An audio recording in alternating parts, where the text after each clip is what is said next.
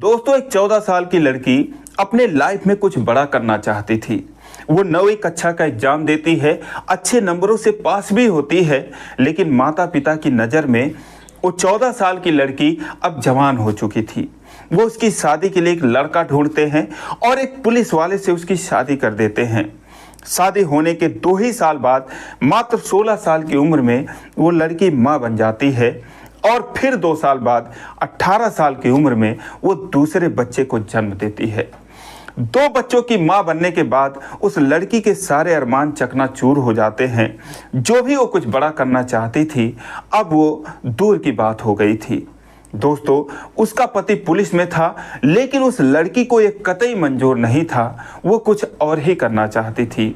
दोस्तों, एक ऐसी कहानी है कि जिसको सुनने के बाद मुर्दों में भी जान आ जाए। आइए जानते हैं पूरी कहानी इस वीडियो में। लेकिन वीडियो में आगे बढ़ने से पहले बस वही रिक्वेस्ट कि आप वीडियो को लाइक कर दीजिए, चैनल को भी सब्सक्राइब कर लीजिए ताकि मेरा हौसला बढ़ता रहे। दोस्तों, एक कहानी है तमिलनाडु की एक लड़की जिसका नाम अंबिका होता है। अंबिका जब 9वीं कक्षा बहुत अच्छे नंबरों से पास करती है, कुछ बड़ा करना चाहती थी, तभी उसके माता पिता उसकी शादी के लिए एक लड़का ढूंढते हैं। वो थोड़ा बहुत विरोध करती है, लेकिन दोस्तों चूंकि लड़का पुलिस में था, इसीलिए अंबिका के विरोध करने का कोई मतलब ही नहीं रह जाता। अंत में 1996 में उसकी शादी उस पुलिस वाले से हो जाती है। 14 साल की कच्ची उम्र में वो पति के घर का चूल्हा चौका संभाल लेती है और उसके बाद अपने शादीशुदा जिंदगी में आगे बढ़ती है। अपने दाम्पत्य जीवन का निर्वहन करते हुए 2 ही साल बाद वो एक बेटी को जन्म देती है और उसके बाद उस बेटी में वो बिजी हो जाती है। 2 साल और बीतते हैं, एक दूसरी बेटी को जन्म देती है। दोस्तों, 18 साल की उम्र में अंबिका 2 बच्चों की मां बन जाती है। मां बनने के बाद वो अपने बच्चों में बिजी हो जाती है। उसके जो पति थे वो तमिलनाडु पुलिस में कांस्टेबल थे।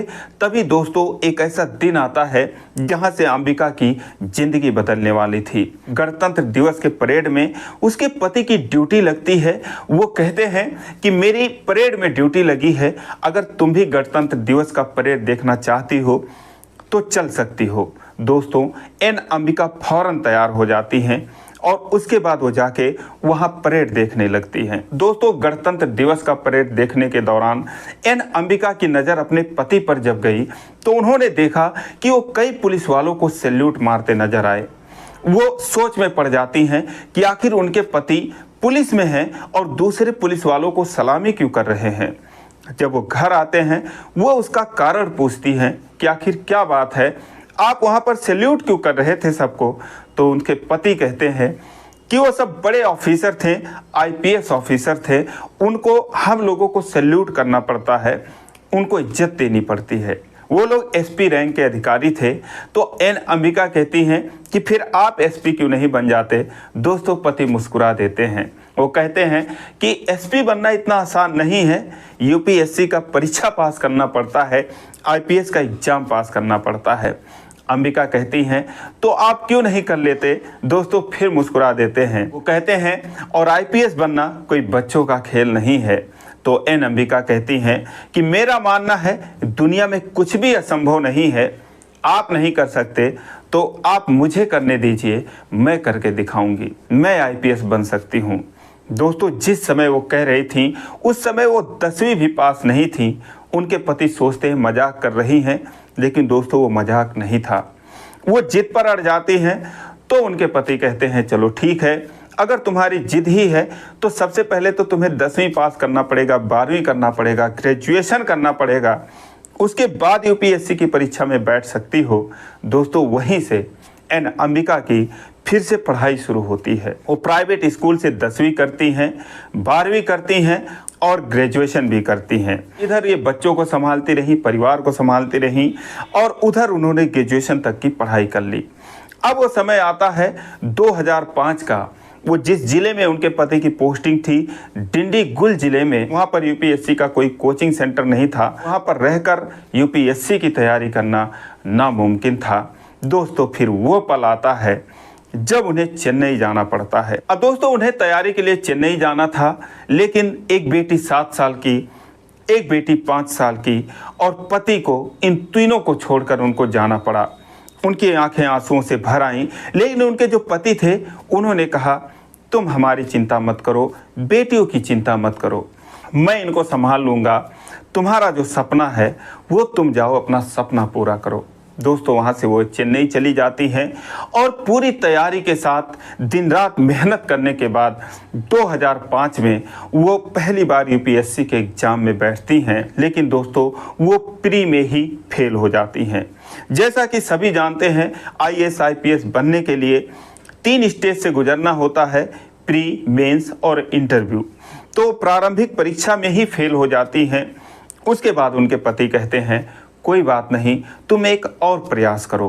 दोस्तों 2006 में वो और जी जान से लग जाती हैं और उस साल भी जब परीक्षा देती हैं तब भी उनका प्री नहीं निकलता। अब दोस्तों 2 बार प्रारंभिक परीक्षा में ही फेल हो जाने के बाद उनके पति का थोड़ा हौसला डगमगाता है, फिर भी वो कहते हैं कोई बात नहीं, एक और अंतिम प्रयास करो। दोस्तों 2007 में एक बार फिर एन अंबिका प्री का एग्ज़ाम देती हैं, लेकिन उस साल भी उनका प्री नहीं क्लियर होता है, यानी कि लगातार 3 बार फेल होने के बाद अब उनके पति की हिम्मत जवाब दे जाती है।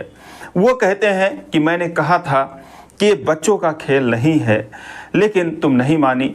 कोई बात नहीं, तुमने इतनी पढ़ाई कर ली, तुम आराम से कोई टीचर वगैरह बन सकती हो।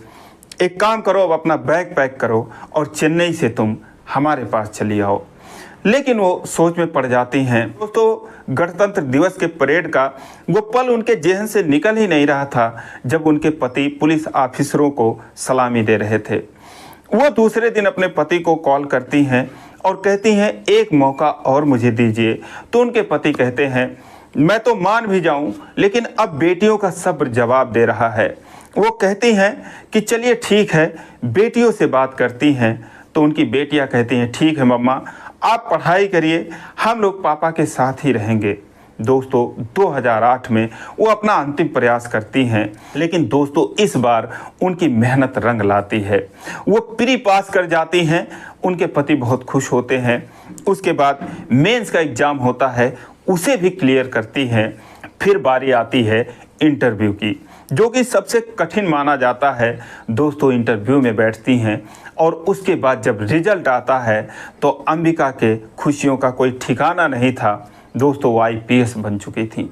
2008 में वो आईपीएस बन जाती हैं और उसके बाद उनका, उनके पति का, उनके परिवार के खुशियों का कोई ठिकाना नहीं होता। दोस्तों आईपीएस बन चुकी थी, लेकिन इस दौरान कभी पति का हौसला टूटा, कभी अंबिका का हौसला टूटा, लेकिन अंबिका ने हिम्मत नहीं हारी।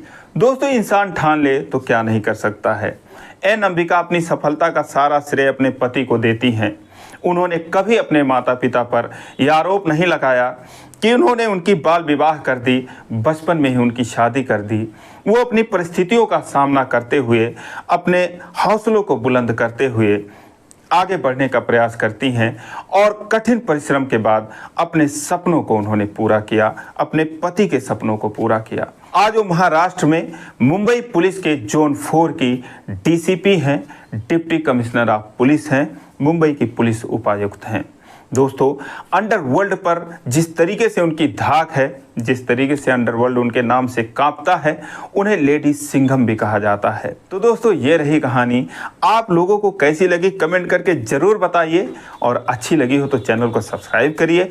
फिर मिलेंगे अगले वीडियो में, तब तक के लिए जय हिंद।